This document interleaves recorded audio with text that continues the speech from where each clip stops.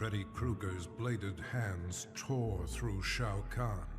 The demonically enhanced weapons had been more than a match for the Emperor's dark magic. Though Freddy had saved Earthrealm, Nightwolf recognized him as an evil spirit, and in a shamanistic ritual, sent him back to the Dream Realm. But that decision proved ruinous. Freddy did not resist. He welcomed a return to immortality. From the Dream Realm, he will again create a nightmare in Earthrealm.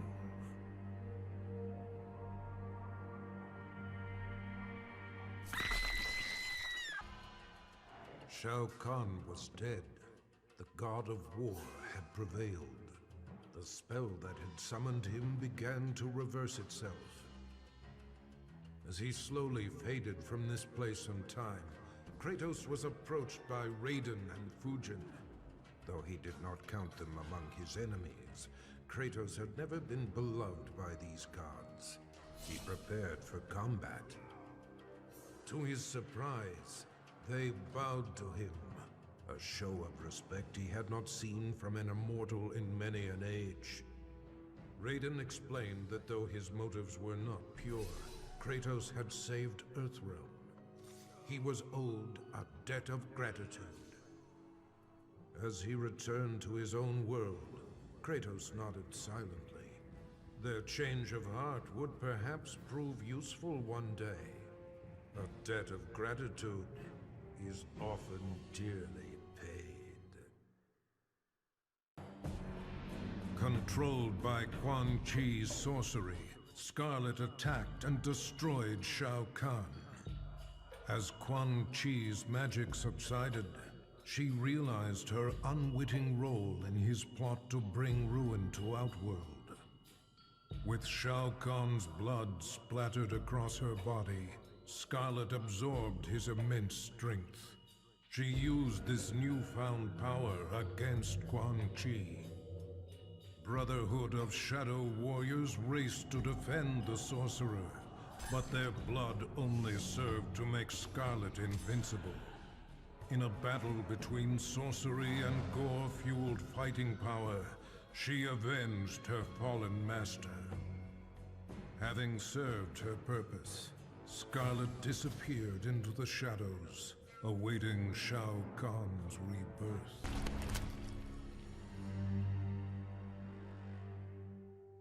Guided by Sento, his ancestral sword, Kenshi destroyed Shao Kahn and saved Earthrealm from Armageddon. But he had not yet exacted revenge on Shang Tsung. The elusive sorcerer had hidden himself somewhere in Outworld.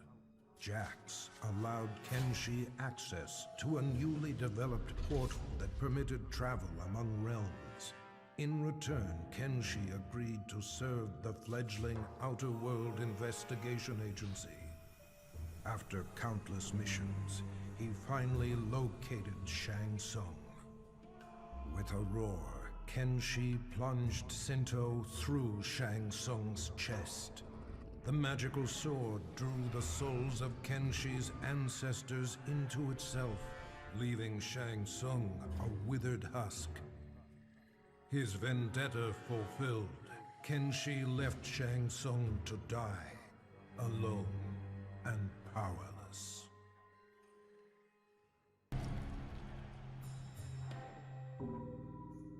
Shao Kahn had used rain to crush the Edenian resistance, but had not granted him an army. For this betrayal, Rain drowned the Emperor in his own blood. A grateful Raiden thanked Rain for eliminating the Emperor and saving Earthrealm. His heroics were befitting of a son of Argus. Rain's lost heritage was a revelation to him. That he was a direct descendant of an Edenian god proved his superiority. Power was his by right. His divinity confirmed, Rain's path was clear. He would use Shao Kahn's army to rule not just Outworld, but all the realms. To Raiden's surprise and horror, Rain's first target is Earthrealm.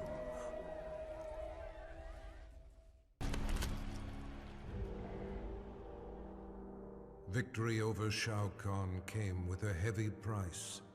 Cabal's respirator was badly damaged, and if it was not repaired soon, he would surely die.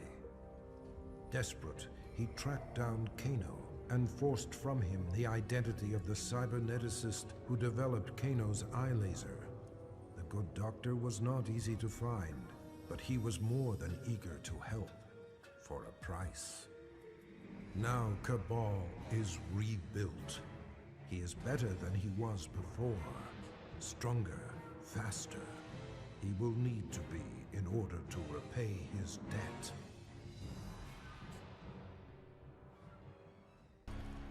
It took all of Nightwolf's power to destroy Shao Kahn. His spirit guide, the Wolf, had aided him in the battle, but in the aftermath its presence was no longer felt. Nightwolf returned to his home, seeking the Elder's help in reconnecting to the spirit world. During their ritual, his wolf returned to him, changed. Shao Kahn had tethered his soul to the wolf spirit in order to cheat death.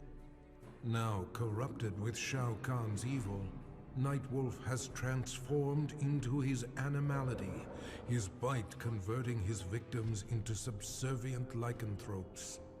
Through Nightwolf, Shao Kahn will conquer Earthrealm, one mortal at a time. As the last remnants of Shao Kahn disintegrated, Johnny felt strange, as if he had lost control of his body. Suddenly, powerful energy burst forth, destroying everything around him. Johnny sought the aid of Raiden and Nightwolf, but their efforts did nothing to stop these random spasms of destruction. Desperate, Raiden transported Johnny to Sado, the realm of order, where he could be taught to control his power. Johnny Cage will transform into a warrior powerful beyond mortal imagining.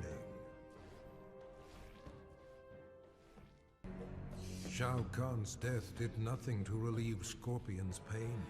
The loss of his kin still weighed heavily upon him. For reasons he could neither explain nor understand, he was drawn to the home of the Shirai Ryu. Standing amid the rubble in solemn contemplation, Scorpion was visited by apparitions of his fallen comrades, who revealed the true mastermind behind their brutal deaths. Enraged, he returned to the Netherrealm. As the spirits of his kin immobilized Quan Chi, Scorpion slew him, finally avenging their deaths. After the victory over Shao Kahn, Sub-Zero learned from Raiden the truth, that the Lin Kuei were ultimately responsible for the deaths of both Sub-Zero's and Scorpion's families. Enraged, Sub-Zero offered Scorpion a chance to share in his quest for vengeance. With the might of fire and ice combined, they were a storm of vengeful fury as they cut down their foes. Once justice had been done, Sub-Zero and Scorpion disappeared into legend, emerging from obscurity only to avenge the innocent. The forces of darkness will never stop this deadly alliance.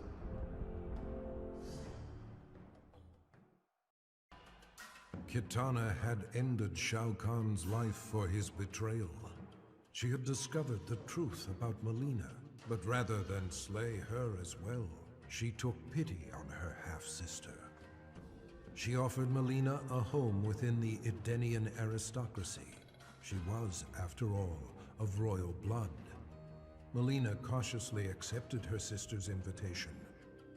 With Mileena and Jade at her side, Kitana formed a fighting force dedicated to bringing justice to the realms.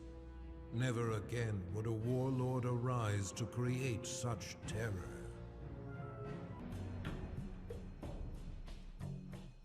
Melina killed the Emperor in a fit of deranged fury.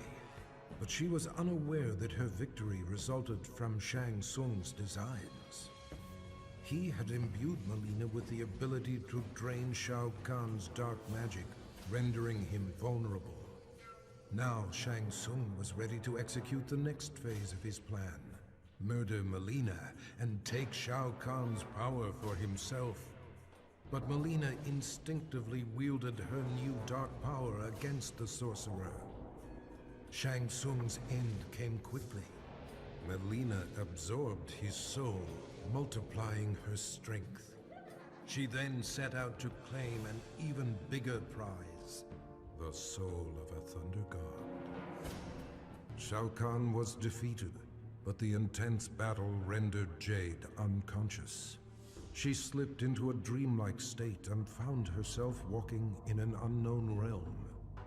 As she explored, her surroundings shifted and changed. Jade approached a lone figure who stood in the distance, a shimmering woman. She did not reveal her name, but spoke with an air of regal authority. Through the minds of countless mortals, the woman had been watching events as they unfolded over the centuries. She informed Jade that Shao Kahn's death was an outcome that must be reimagined. Jade was defenseless as the woman possessed her body and emerged in the waking world. The loss of friends and allies during the battle with Shao Kahn took its toll on Sonya Blade's sanity. She left the Special Forces and went into seclusion to cope with her grief. But her solitude was brief, as she found herself regularly visited by an apparition who claimed to be her missing father. With her father as a guide, Sonya embarked on a mission to exterminate what remained of Shao Kahn's army.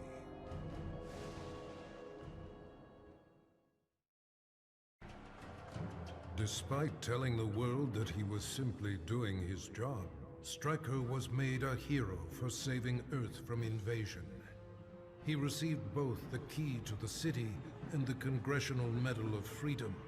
Press and paparazzi hounded his every move.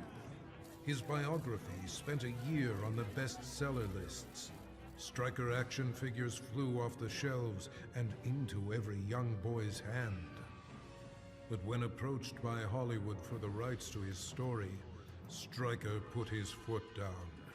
Never would he allow himself to be portrayed by Johnny Cage.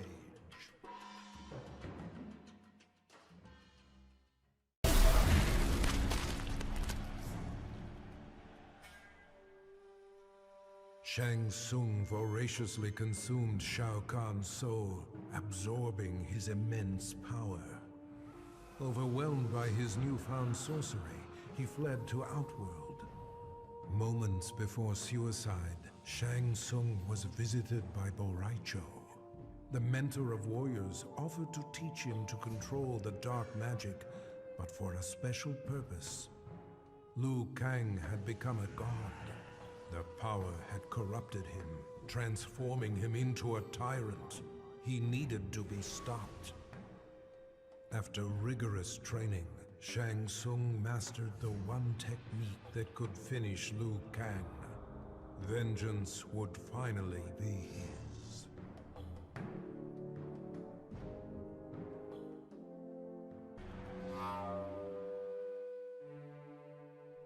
Having finally brought about Shao Kahn's demise, Quan Chi was then tasked with growing the ranks of the Brotherhood of Shadow. Many warriors had perished in Outworld's invasion of Earthrealm. Quan Chi stole their souls and remade them to serve his master, the fallen Elder God. The task completed, Shinnok repaid Quan Chi's service by ordering his execution, thereby eliminating a possible challenger to his rule.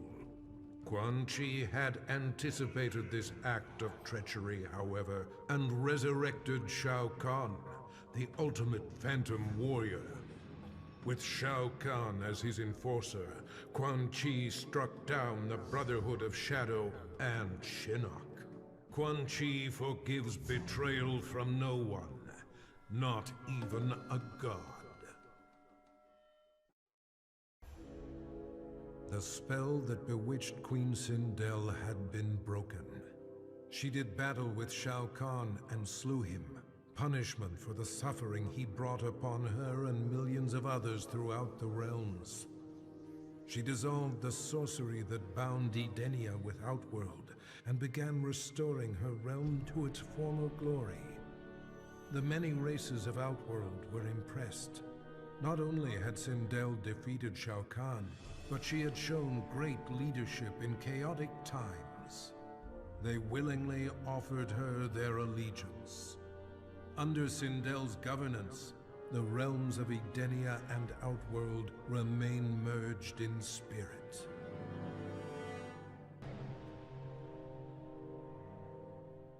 Shao Kahn was gone, but the scars of the merging of realms remained.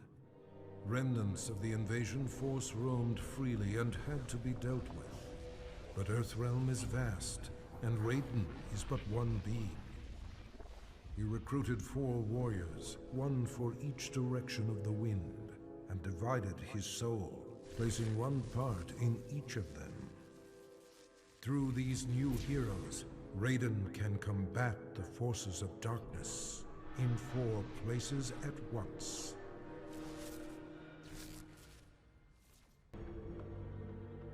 Having defeated Shao Kahn, Liu Kang believed he was the only one capable of defending Earthrealm against outside threats. During the invasion, Raiden had been more burden than ally. Brazenly, he demanded the Elder Gods grant him the Thunder God status. In a one-match Mortal Kombat tournament, Liu Kang defeated his former friend and mentor. Liu Kang's request was granted. He was made a god, the new protector of Earthrealm.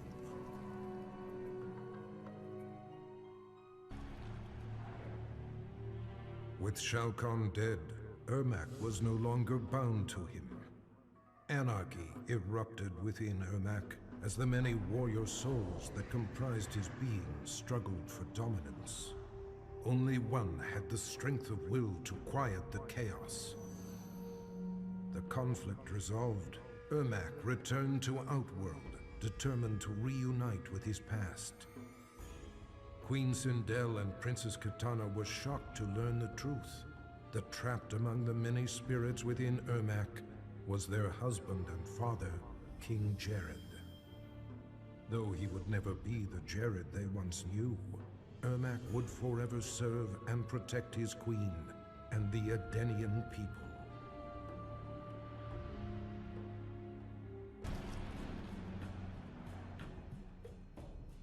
Having defeated Shao Kahn, Reptile was feared by all. He forced Shang Tsung to regenerate his Raptor race.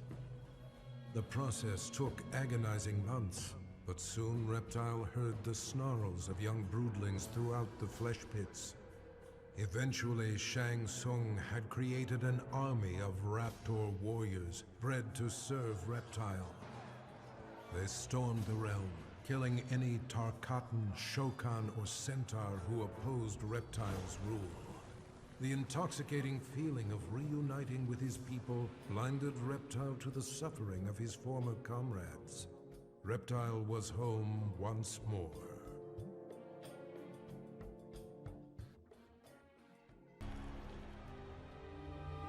Quan Chi should never have resurrected Noob Saibot, nor should he have enhanced his power to defeat Shao Kahn.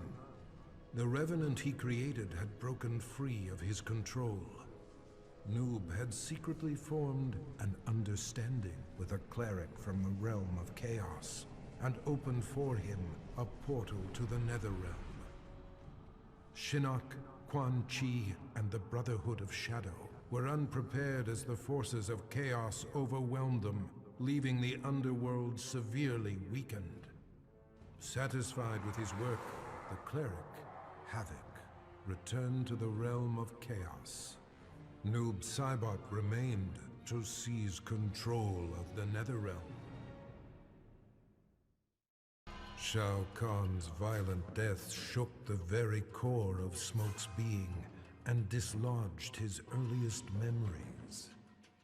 Tomas Rabada was only a boy when he was abducted by an obscure cult and sacrificed to a demon.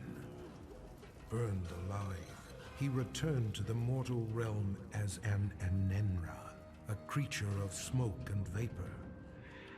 His captors were helpless against his shapeless form as he lashed out with rage, killing them all.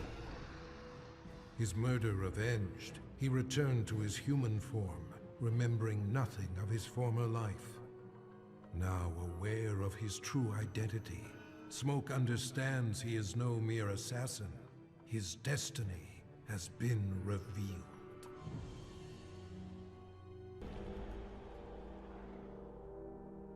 Shokan and Centaur alike were enraged that Baraka, Shao Kahn's trusted enforcer, had turned on their master and killed him just as Earthrealm was within their grasp. But their anger turned to admiration as the lifeless body of Shao Kahn transformed into that of the treacherous sorcerer Shang Tsung. Shang had attempted to claim the realm for himself by posing as Shao Kahn. The deception had not fooled Baraka. He had recognized Shang Tsung's scent and torn out his throat. With Earthrealm finally in Shao Kahn's control, Baraka's loyalty and bold action were rewarded. The Tarkatans replaced the Centaur as the Emperor's favored race. Kung Lao had avenged his ancestor's death and saved Earthrealm from Shao Kahn's brutality. In quiet reflection with Raiden at the grave of the great Kung Lao, he touched the modest stone marker.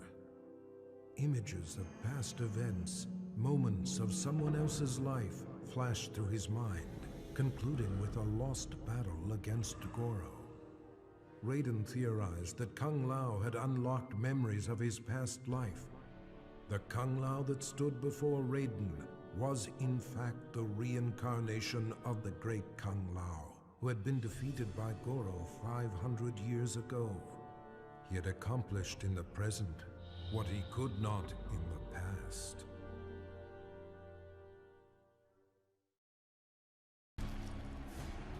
After the invasion was thwarted, many of Jax's allies had seemingly disappeared, leaving him to clean up the mess on his own. He searched for Shao Kahn's remaining forces, utilizing a new cyber scanner designed to remotely access worldwide databases. Navigating its virtual reality interface, Jax inadvertently accessed Kano's brain through his optical laser implant. Their minds linked. Jax virtually battled Kano. Finally, he captured and quarantined Kano's consciousness within the Special Forces mainframe. A dangerous criminal had finally been neutralized. Kano made a fortune selling arms to Shao Kahn and used the profits to upgrade his cybernetics. The added connectivity of his eye implant gave him unparalleled access to global communications. Using his mind, he navigated the databases of banks, law enforcement agencies, and other networks. But his activities left him vulnerable to hackers. Jax infiltrated Kano's mind and trapped his consciousness in the Special Forces mainframe. It wasn't long, however, until Kano managed to free himself. His consciousness spread like a virus throughout the Special Forces network of automated weaponry. Kano has become a one-man army.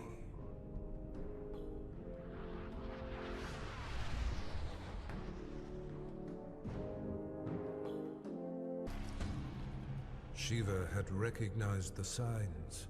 Her people were out of favor and in decline.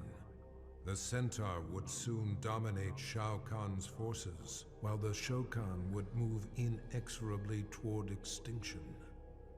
Shiva's act of defiance, her murder of Shao Kahn, made possible a new home for her people among the mortals of Earthrealm, a world free of both Tarkatan and Centaur. With cooperation from world leaders, Shiva secured for the Shokan the continent of Australia. In return, they would protect Earthrealm from future invasions. For her leadership, Shiva was exalted, the most honorable Shokan in their proud history.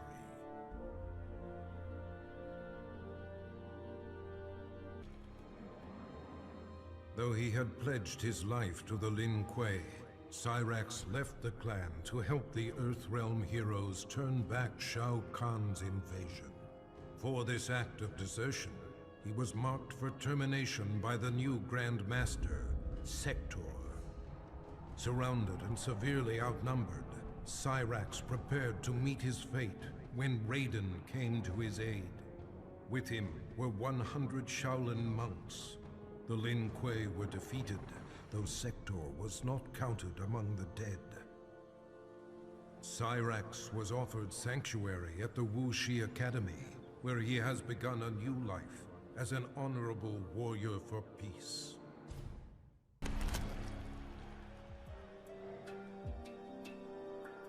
Sector had dedicated his life to the Lin Kuei. His victories had brought honor to his father, the Grand Master. He had proven himself worthy. It was time to replace his father. In a bold attack, Sector smashed through a company of Lin Kuei guards as he pushed toward the Grand Master's chamber. There he found his father waiting. The Grand Master warned him that wearing the Dragon Medallion brought much power, but at a cost. Sector ignored the warning and slew his father, whose soul burst from his body and flew into the medallion. Sector had finally seized control of the Lin Kuei.